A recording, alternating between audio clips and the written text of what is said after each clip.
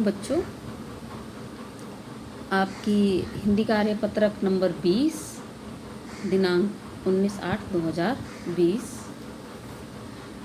ये कक्षा 10 में क्षितिज पाठ्य पुस्तक में राम लक्ष्मण परशुराम संवाद से संबंधित है। राम लक्ष्मण परशुराम संवाद तुलसीदास कृत रामचरितमानस के बालकांड से लिया गया है। कहानी मैं आपको पहले भी बता चुकी हूँ कक्षा में। शिव धनुष टूटने के कारण क्रोधित हुए परशुराम और लक्ष्मण, फिर उसके बाद राम, इन तीनों का जो संवाद हुआ है सीता स्वयंवर में, उसका वर्णन यहाँ किया गया है। भाषा इसकी अवधि है और देखते हैं तुलसीदास का ये बड़ा ही मधुर पद है। देखते हैं, पढ़ लेते हैं पहले हम इसे, है ना। इसका तीसरा पद्यांश है। बिहसी लखनु बोले मृदुबानी, अहो मुनीसु महाभट मानी। पुनि पुनि मोहि दिखाव कुठारू, चहत उड़ावन फूक पहारू। इहाँ कुंबड़ बतिया को नाही, जे तरजनी देखी मरी जाही। देखी कुठारू सरासर बाना, मैं कछु कहा सहित अभिमाना। भृगुश्रुत समझी जनेऊ बिलोकी, जो कुछ कहू सहो रिस रोकी। सुर महिसुर हरिजन अरुगाई, हमरे कुल इन्हा पर न सुराई। बधे पाप अपकीरत हारे, मारत हु पापरियत हारे। कोटि कुलिस सम बचन तुम्हारा, कोटि कुलिस सम बचन तुम्हारा। व्यर्थ धरहु धनुबान कठारा। जो बिलो की अनुचित कहेहु क्षमहु महामुनि धीर। सुनी सरोष भृगुवंश मनी, बोले गिरा गंभीर। अवधि भाषा है। चलो हम एक एक लाइन का अर्थ समझते हैं। बिहसी यानी हंसकर, लखनु बोले मृदुबानी, लक्ष्मण हंसकर और मृदुवाणी में परशुराम जी से बोले। अहो मुनीसु महाभट्ट मानी, हे मुनि मैं मान गया कि आप महाभट्ट अर्थात महाज्ञानी हैं।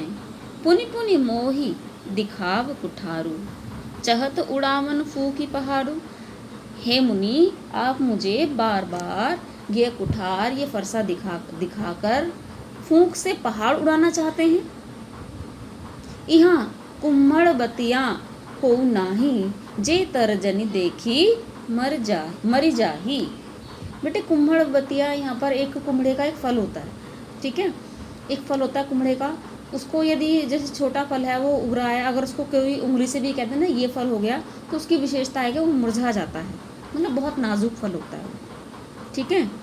तो यहाँ पर वो जो कायर लोग हैं, जो डरने वाले लोग हैं, उनकी तुलना कुम्हड़े के फल से करते हुए लक्ष्मण जी कहते हैं यहाँ पर कुम्हड़े के फल जितना कोई नाजुक या कायर नहीं है, जो आपकी तर्जनी या किसी की भी तर्जनी उंगली देखकर अर्थात क्रोध को देख करके ही मर जाएगा। देखी कुठारू सरासर बाना, मैं कछु कहा सहित अभिमाना। मैं आपके फरसे और ब्राह्मण के वेश को देख करके कुछ अभिमान से कह गया था, कुछ घमंड से कह गया था, इसके लिए क्षमा मांगता हूँ। भृगुसुत समुझ जनेऊ बिलोकी, हे भृगु के पुत्र अर्थात परशुराम जी, मैं आपके जनेऊ को अब देख लिया है मैंने, और मैं अब समझ गया हूँ कि आप ब्राह्मण हैं। मैं कछु कहा, जो कुछ कहूँ सहो रिस रोकी। और अब आप चूँकि आप ब्राह्मण हैं, आप अपने क्रोध को रोक करके मैं कुछ कह रहा हूँ उस बात को ध्यान से सुनिए। सुर महिसुर हरि जनु अरुगाई, सुर यानी देवता, ठीक है, और महिसुर यानी ब्राह्मण, हरिजन हरि के जन, हरि के भक्त लोग, और गाय। इस पर हमारे कुल, हमरे कुल इन पर ना सुराई। वो ये कह रहे हैं कि इन लोगों पर हमारे कुल में वार नहीं किया जाता, आक्रमण नहीं किया जाता। क्यों नहीं किया जाता? बधे पाप अपकीरति हारे। इन तीनों चारों जो मैंने आपको बताए हैं, लोग वर्ग बताए हैं, इन पर अगर हम आक्रमण करेंगे, हाथ उठाएंगे तो, शस्त्र उठाएंगे तो हमारे कुल को पाप और अपयश दोनों ही लगेंगे। आप अगर हमें मार भी देते हैं, मारतहु पापर, ये तुम्हारे, आप चूंकि आप ब्राह्मण हैं, यदि आप हमें मार भी देते हैं तब भी हम आपके पैर ही पड़ेंगे। कोटि कुल सम बचन तुम्हारा, व्यर्थ धरहु धनु बाण कुठारा। हे ब्राह्मण देवता, आपके वचन ही करोड़ों शस्त्रों के आक्रमण से हुए घाव के समान हैं। आपने यह जो कुठार अर्थात ये जो फरसा धारण किया हुआ है और ये जो धनुष बाण धारण किए हैं, ये बेकार ही हैं। यदि आप हमें कुछ कठोर शब्द भी कह देंगे तो भी वह हमारे लिए करोड़ों शस्त्र से जो चोट लगती है उसके समान ही होंगे। अर्थात आपको इतना क्रोध करने की आवश्यकता नहीं है। जो बिलो की अनुचित कहे हुए क्षमहु महामुनि धीर। हे महामुनि परशुराम जी, यदि मैंने आपको कुछ अनुचित कह दिया हो, आपके नज़रों में ऐसा लग रहा हो कि मैंने कुछ अनुचित कह दिया हो, मुझे आप धैर्य धारण करते हुए क्षमा कर दीजिए। सुनी सरोष भृगुवंश मुनि, बोले गिरा गंभीर। लक्ष्मण के ये कटु वचन सुनकर गुस्से के साथ भृगु वंश के मुनि अर्थात परशुराम जी गंभीर वाणी में बोले। बच्चों, इसका सरलार्थ यही है। आप अपनी वर्कशीट में इसको पढ़ लोगे, लेकिन मेरे हिसाब से मुझे लगा मैं आपको और थोड़ा ठीक से अपने हिसाब से बताऊंगी। तो अब हम प्रश्नोत्तरों पर चलते हैं। इसका पहला प्रश्न है, प्रस्तुत पद्यांश में लक्ष्मण किस पर क्या व्यंग करते हैं और क्यों? बच्चों, इसमें पद्यांश में लक्ष्मण परशुराम जी पर ही व्यंग करते हैं और उन्होंने बहुत सारे व्यंग किए हैं।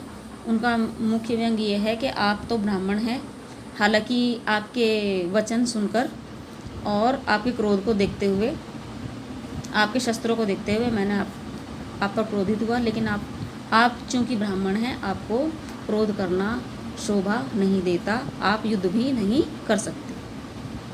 लक्ष्मण के अनुसार उनके कुल में किस पर वीरता का प्रदर्शन नहीं दिखाया जाता और क्यों? तो इसमें दिया हुआ है आपको ऊपर, 1 मिनट में दिखा देती हूँ आपको। यहाँ से आंसर है इसका, सुर, महिषुर, हरिजन और गाय। ठीक है, देवता, ब्राह्मण और आपके हरि ईश्वर के भक्त और गाय, इन पर ये लोग, लक्ष्मण के कुल के लोग आक्रमण नहीं करते हैं, वीरता का प्रदर्शन नहीं करते, क्योंकि ऐसा करने पर उनके कुल को पाप लगेगा और उनके कुल की बदनामी होगी। तीसरा प्रश्न है, यहाँ कुम्हड़ बतियाँ को नाही का आशय अपने शब्दों में लिखिए। मैंने आपको समझाया है कि कुम्हड़े का एक फल होता है जो किसी की तर्जनी उंगली देखकर ही मर जाता है, मुरझा जाता है, तो इसका अर्थ यहाँ पर कायर से लिया गया है। ठीक है, उनका कहना ये है कि यहाँ पर कोई इतना कायर नहीं है कि जो आपके गुस्से को देखकर ही मर जाए या डर जाए। प्रश्न 4, परशुराम के क्रोधित होने पर लक्ष्मण व्यंग्यपूर्ण प्रतिक्रिया करते हैं। बेटे, व्यंग्यपूर्ण यानी मजाक उड़ाने से भरी हुई प्रतिक्रिया करते हैं, जैसे कभी कभी आप लोग हम लोगों को भी क्लास में कर देते हैं। ठीक है, तो परशुराम क्रोधित होने पर लक्ष्मण व्यंग्यपूर्ण प्रतिक्रिया करते हैं। यदि आप पर कोई क्रोधित हो तो आपकी, बस यही बात पूछी गई है आपसे कि अगर आपकी कोई तो आपकी प्रतिक्रिया क्या होगी, कुछ वाक्यों में लिखिए बेटे। आप देखिए, यदि आप पर कोई आपका पर क्रोधित होता है तो आपकी हर व्यक्ति की प्रतिक्रिया अलग होती है। आपकी प्रतिक्रिया जो हो वो लिख देना। प्रश्न 5, प्रस्तुत पद्यांश में अनुप्रास, यमक, उपमा और रूपक के कौन कौन से अलंकार प्रयुक्त हैं? तो इसके उदाहरण भी ढूंढने हैं, तो हम देख लेते हैं। देखो, इसमें पहले हम ना उसका उदाहरण ढूंढ लेते हैं, अनुप्रास का। तो देख लें हम थोड़ा सा इसको। अहो मुनीषु महाभट मानी, ये अनुप्रास अलंकार का उदाहरण है। ठीक है। पुनि पुनि, यहाँ पर ही प उच्चारण हो रहा है, यहाँ पर भी अनुप्रास अलंकार हो सकता है। तो जहाँ पर भी आपको लगता है इस तरह से कोई एक ही वर्ण की आवृत्ति हो रही है, देखो मैं कुछ कहा, यहाँ पर भी हो रहा है। ये देखो जो कुछ कह तू, यहाँ पर भी अनुप्रास अलंकार हो रहा है।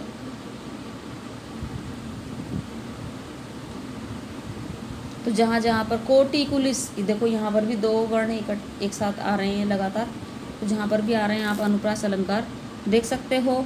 अब यहाँ कुम्हड़ बतिया को नाही, ये है रूपक अलंकार का उदाहरण। यहाँ कुम्हड़ बतिया को नाही, ये आपको अनुप्रास अलंकार का उदाहरण है। ठीक है। और एक है कोटिस पुलिस सम बचनु तुम्हारा, बेटे ये उपमा अलंकार का भी उदाहरण है।